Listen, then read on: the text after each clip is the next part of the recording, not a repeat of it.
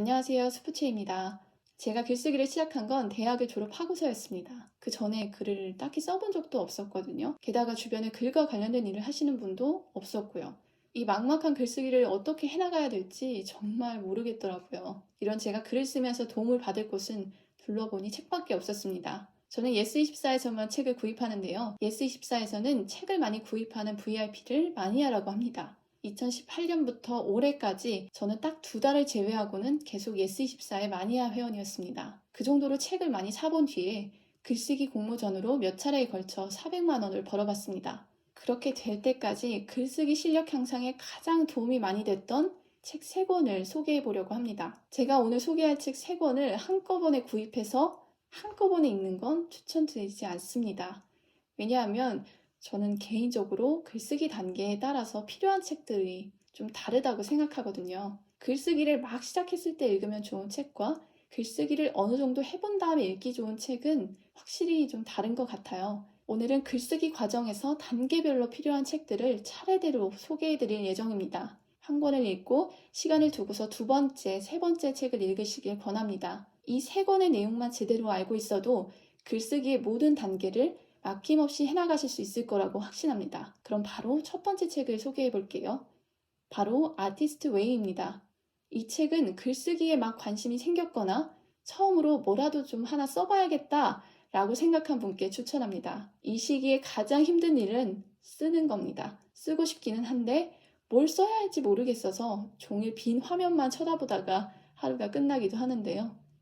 어쩌다가 한 문장을 어렵게 써도 왠지 못 쓴 것 같아서 다시 지우고 또 텅 빈 화면만 타염없이 쳐다보게 됩니다. 아티스트 웨이는 뭔가를 쓰고 싶다는 마음은 있지만 아직 한 줄도 쓰지 못한 사람들에게 돌파구가 되어줄 책입니다. 이 책에서는 모닝 페이지라고 하는 특별한 글쓰기 훈련법을 제시하는데요. 이 훈련법은 아침에 일어나자마자 생각나는 대로 매일 3쪽을 채우는 겁니다. 막 일어났을 때의 상태가 어떻죠? 비몽사몽합니다. 아직 잠에서 완전히 깨지 못해서 의식적인 생각을 할 수 없는 때이기도 한데요. 이 책의 저자가 아침에 일어나자마자 쓰라고 한 이유도 바로 그래서입니다. 우리가 쓰지 못하는 이유는 나는 글쓰기를 잘 못하고 기왕 쓰려면 아주 잘 써야 한다고 끊임없이 의식적으로 생각하기 때문인데요. 일어나자마자 반혼수 상태에서 글을 쓰면 내 글쓰기를 막는 생각들을 내려놓을 수 있습니다. 훨씬 자유롭게 쓸 수 있게 되는 거죠. 정신없는 아침에 무슨 내용으로 3쪽씩이나 채울 수 있을까요? 모닝 페이지의 핵심은 생각나는 대로 끊김없이 계속해서 아무렇게나 쓴다는 것에 있습니다.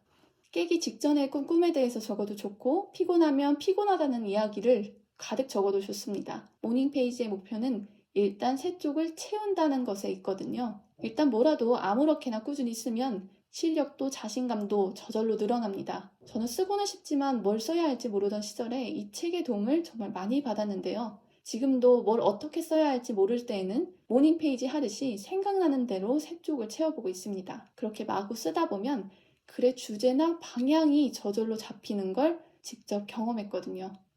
아티스트 웨이는 이제 막 글쓰기의 세계를 기웃거리기 시작한 사람들에게 엄청난 용기와 희망을 주는 책이기도 합니다. 글쓰기 초보자들이 가장 많이 하는 실수가 글쓰기보다 생각을 많이 하는 거라고 생각하는데요. 저도 글을 쓰고 싶다는 생각을 하고서 1년 가까이 아무것도 못 썼습니다. 내가 그럴 자격이 있을까라는 생각을 너무 오래 했거든요. 나는 어릴 때부터 글쓰기에 관심이 있지도 않았고 글을 잘 쓴다는 말보다는 글이 지저분하다라는 말을 많이 들었던 사람인데 그런 내가 사람들에게 보여줄 만한 걸 쓸 수 있을까? 이 생각에서 아주 오랫동안 벗어나지 못했습니다. 아티스트 웨이는요, 모든 사람에게 예술을 할 자격이 있고 예술을 꿈꾸는 건 지극히 자연스러운 일이라고 말해주는 책입니다. 요즘에도 저는요, 내가 좀 너무 못 쓴다 싶을 때 이런 대단한 일은 역시 내가 할 일이 못 돼 이런 생각이 들 때 이 책을 펼쳐보곤 합니다. 이 책을 읽고 나면 희한하게 좀 다시 쓰고 싶어지는 것 같아요. 내가 쓸 자격이 있는 사람인지 없는 사람인지 더는 생각하지 않고 일단 뭐라도 써보고 싶은 분들, 그런 분들이 아티스트 웨이를 읽는다면 원하던 바를 모두 이룰 수 있게 될 거라고 확신합니다. 제가 2번째로 소개할 책은요, 기자의 글쓰기입니다. 이 책의 부제는 모든 장르에서 통하는 강력한 글쓰기 전략인데요. 이 책의 저자이자 기자이기도 한 박종희 씨는 소설이든 신문이든 잘 쓴 글의 기준은 똑같다고 말합니다. 쉽고 짧고 구체적인 글은 모든 분야에서 좋은 글로 인정받습니다. 기자의 글쓰기는 내 글이 좋은 글이 될 수 있도록 쉽고 짧고 구체적으로 쓰는 방법을 알려주는 책입니다.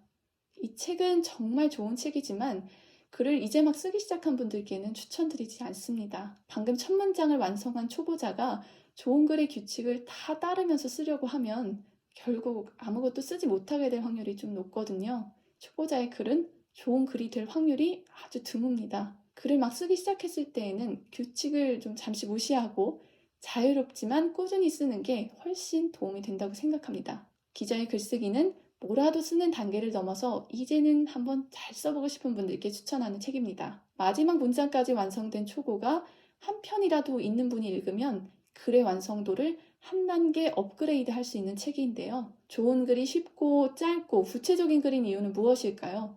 박종인 기자는 글을 철저하게 하나의 상품으로 바라봅니다. 글은 하나의 상품이므로 다른 상품과 마찬가지로 철저하게 고객, 즉 독자의 입장에서 생각하고 쓰여져야 한다고 저자는 말합니다. 우리의 고객인 독자는 어떤 글을 원할까요? 이해하기 쉽고 읽기도 수월하고 기왕이면 감동도 받을 수 있는 글을 원합니다. 그런 이유에서 글은 짧아져야 하고 무조건 쉬워야만 합니다. 글이 구체적이어야 하는 이유는 그래야 독자에게 감동을 줄 수 있기 때문입니다.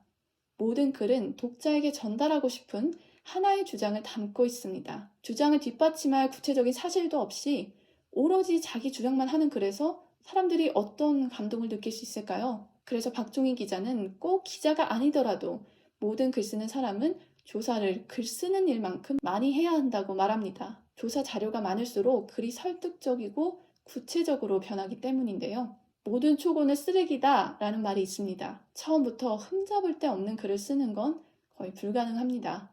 우리가 좋은 글이라고 평가하는 글들도 알고 보면 쓰레기 같은 초고를 수도 없이 고치고 다듬은 결과입니다. 아티스트웨이에서 제시하는 모닝 페이지 훈련법을 통해 무엇이라도 쓰게 되셨다면 그 다음은 바로 고쳤을 시간입니다. 기자의 글쓰기에서 제시하는 좋은 글의 규칙을 단 몇 문장이라도 적용한다면 글이 한결 나아진 것을 확실하게 느끼실 겁니다. 제가 마지막으로 소개할 책은요, 이야기의 핵심입니다. 여러분은 글쓰기의 끝판왕이 뭐라고 생각하시나요? 저는 개인적으로 소설이라고 생각합니다. 소설은 글은 기본적으로 잘 써야 하고 새로운 인물과 새로운 세계를 현실로 느껴질 만큼 생생하게 창조해야 합니다. 이 창조가 보통 사람들은 해내지 못하는 아주 어려운 일로 여겨지곤 하는데요. 그래서 에세이나 논픽션을 잘 쓰시는 분들 중에서도 소설 쓰기가 아직 이루지 못한 마지막 꿈인 분들이 꽤 많이 있습니다. 아마 이 영상을 보고 계신 분들은 글쓰기에 관심이 많은 분들일 겁니다. 제가 생각하기엔 글쓰기에 관심 있는 분들은 대체로 마음속 깊은 곳에 나도 언젠가는 내 이야기를 써보고 싶다는 꿈을 품고 계신 것 같아요. 저도 그랬거든요. 처음부터 소설을 쓰고 싶다고 생각한 건 아니었는데 글쓰기 책을 좀 찾아 읽고 뭔가를 틈틈이 쓰다 보니까 소설에까지 관심이 생기더라고요. 그래서 언젠가부터는 글쓰기 책들 중에서도 소설 쓰기를 알려주는 책들을 주로 읽게 되었습니다. 제가 마지막으로 소개할 이야기의 핵심은 지금까지 제가 읽은 50여 권의 소설 쓰기 책 가운데에서 가장 얇고 가장 도움이 많이 됐던 책이었습니다. 이야기의 핵심은 잘 팔리는 이야기에는 5가지의 핵심 요소와 3가지의 뼈대가 공통적으로 있다고 말합니다. 이 8가지 요소들은 서로 유기적으로 연결되어 있습니다. 그래서 하나의 요소를 완성하면 다른 요소들도 순식간에 완성할 수 있는데요. 이 책의 저자는 이 방법을 이용해서 하루 만에 새로운 이야기의 줄거리를 완성했다고도 합니다. 그런데 제가 해보니까요. 솔직히 하루 만에는 좀 어렵고요. 이제 막 소설 쓰기를 해보려는 사람들한테는 좀 불가능한 속도라고 생각합니다. 그렇지만 이 책에서 제시하는 소설 쓰기 방법은 이야기의 구조를 완성하는 시간을 2배는 단축할 수 있다고 생각합니다. 이야기의 핵심에서 말하는 좋은 이야기, 잘 팔리는 이야기의 5가지 핵심 구조는 주인공, 외적 목표, 적대자, 플롯입니다. 3가지의 이야기 뼈대는 주인공의 결함이라고도 말할 수 있는 캐릭터 아크, 주제, 전개 속도입니다. 이 8가지 요소들 간의 연관성을 보여줄 수 있는 예시를 하나 말씀드릴게요.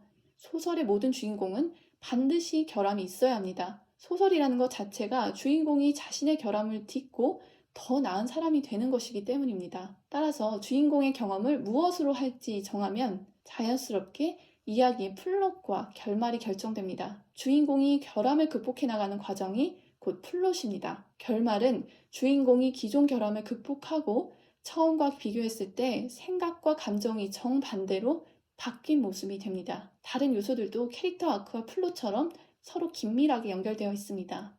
이야기의 핵심을 읽고 나면 그 연결성을 완벽하게 파악하실 수 있게 될 겁니다. 하나를 정하면 나머지 하나가 자동으로 완성되니까 이야기 구조를 짜는데 시간을 2배로 절약할 수 있을 거고요. 이야기의 핵심은 소설 쓰기에 전혀 관심이 없는 분들께도 충분히 도움이 되는 책입니다. 자기 만족으로 글을 쓰는 게 아니라면 많은 사람들이 기왕이면 내 글을 좀 재밌어 하고 기억해주면 좋지 않을까요? 인간의 뇌는 이야기에 최적화되어 있습니다. 인간은 이야기 형식으로 되어 있는 글을 더 재밌어하고 또 가장 오래 기억합니다. 그런 측면에서 이야기가 어떤 구조로 이루어졌는지 이해하는 건 매우 중요합니다. 이야기 구조를 다른 유형의 글에 적용하면 그 글은 훨씬 재밌어질 수 있고 오래 기억될 수 있습니다. 이렇게 해서 제가 읽었던 글쓰기 책들 중에서 가장 도움이 되었던 책 3권을 소개해 드렸습니다. 첫 번째 책은 이제 막 글을 쓰기 시작한 분들이 읽으면 좋은 책이었고, 두 번째 책은 완성된 초고를 갖고 고쳐 쓰기를 해야 하는 분께 도움이 되는 책이었습니다. 마지막 책은 문장을 잘 쓰는 것을 뛰어넘어서 새로운 이야기를 창조해보고 싶은 분들께 유용한 가르침을 줄 책이었습니다. 이 3권만 잘 읽으셔도 글을 써나가는 과정에서 경험할 수 있는 어려움을 절반은 줄일 수 있을 겁니다. 수십만 원 하는 글쓰기 강의보다 이 3권의 책이 훨씬 큰 도움이 될 거라고 확신합니다. 글쓰기가 막막하셨던 분들께 오늘 영상이 도움이 됐으면 좋겠습니다. 그럼 저는 다음 영상으로 돌아올게요. 앞으로도 각 분야에서 읽으면 도움이 되는 책들을 알려드릴 테니까요. 좋아요와 구독 부탁드리겠습니다. 오늘 영상을 보고 제게 하고 싶은 제안이나 말씀이 있으시다면 고정 댓글 링크를 클릭해주세요. 다음에 또 뵐게요. 감사합니다.